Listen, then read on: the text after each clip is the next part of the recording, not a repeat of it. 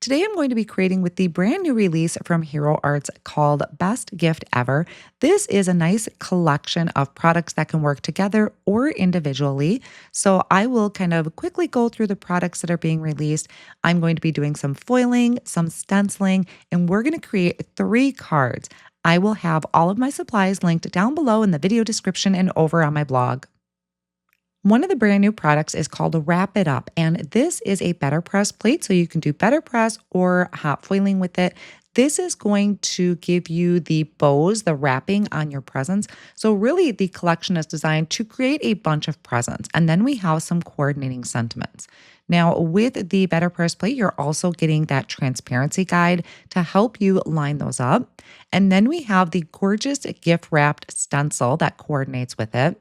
We have gift boxes, a die, and then we have these sentiments. So here for the presents, I love this sentiment set. So many fun sentiments on there, which are Christmas related. But then we have the just because stamp set and coordinating die.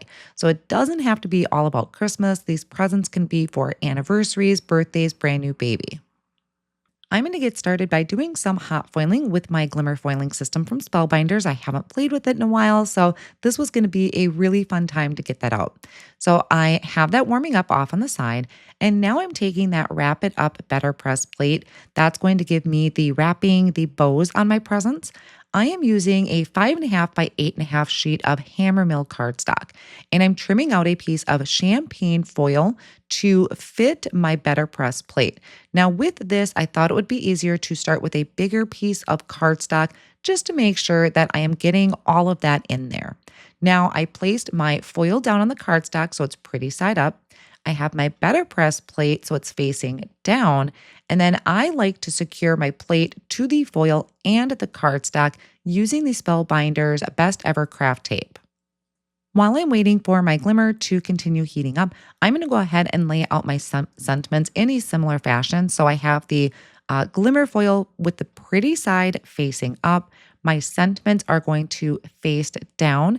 And then once again, I'll hold it in place with that Best Ever Craft Tape. I know some people like to just place their plates right on the Glimmer foiling system and place their cardstock and foil over the top, but I like to secure mine down because I don't want it to shift. I'm kind of klutzy that way. So when I disengage the Glimmer foiling system, I tend to bump things. So that just is ensuring that nothing is going to move. The green light is solid on my Glimmer hot foil system, so I know it's ready. I'm going to flip my panel over so the plate is touching that system.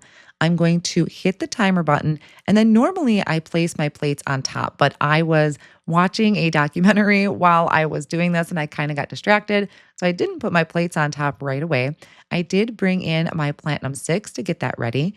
Now, once that light is done blinking, it's off screen. But once it's done blinking, it turns solid green. I placed my 2 plates on top that go with the Glimmer system, and I'm going to run that entire platform through the Platinum 6 die cut machine.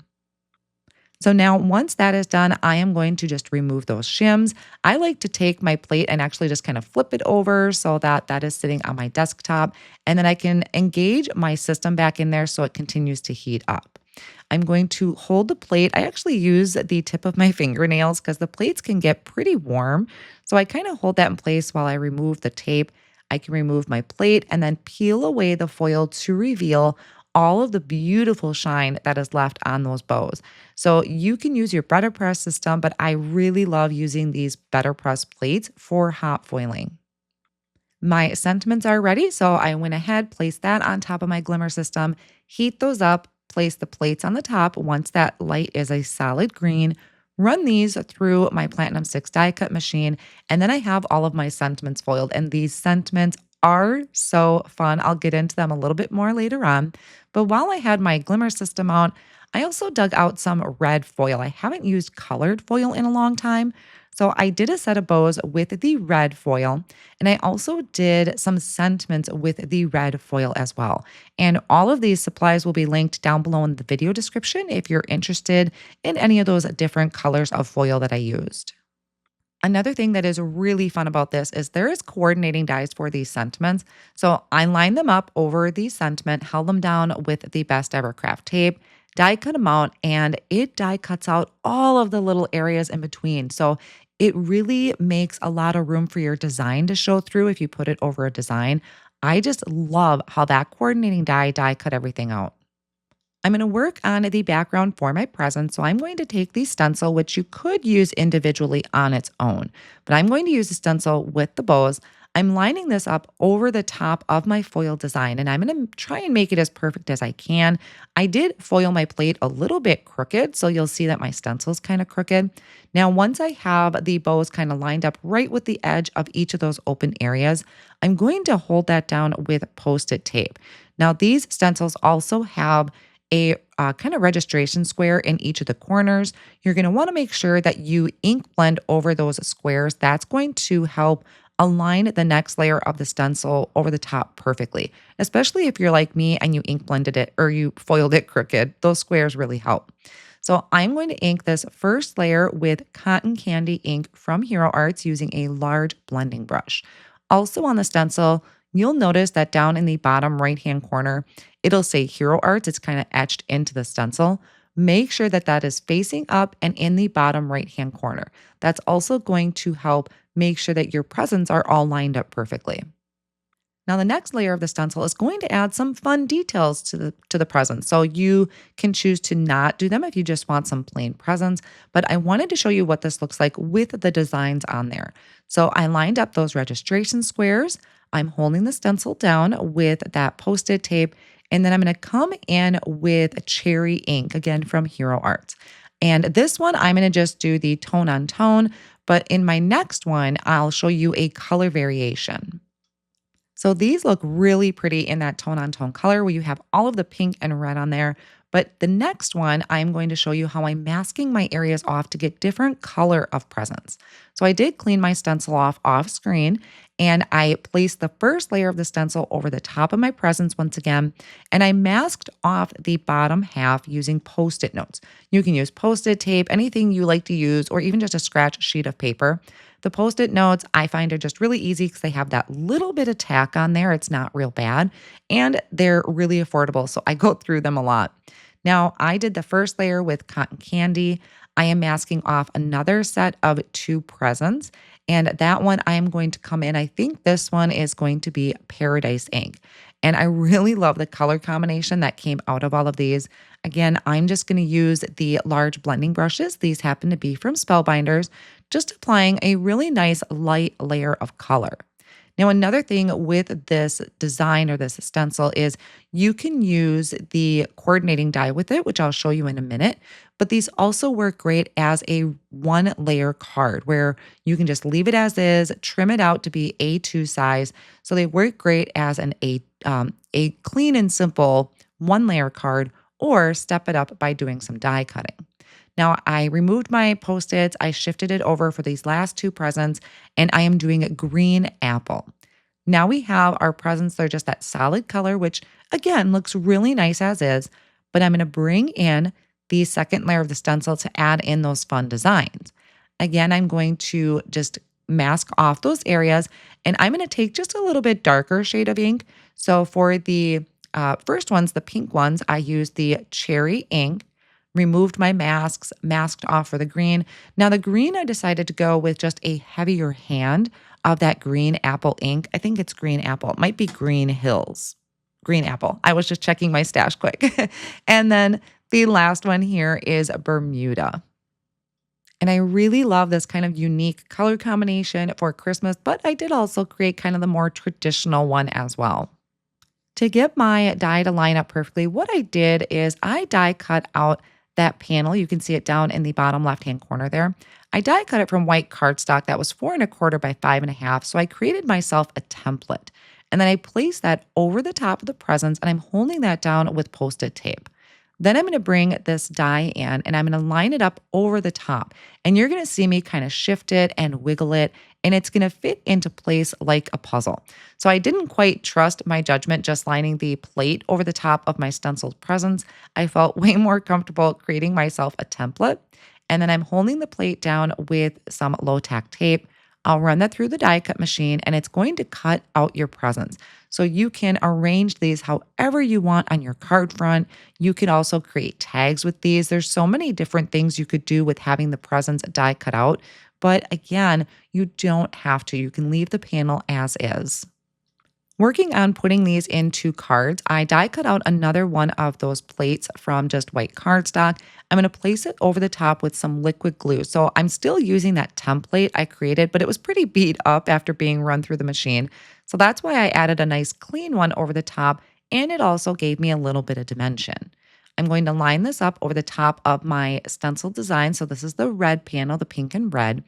And because I had foiled it crooked, I can't just trim it off with a paper trimmer.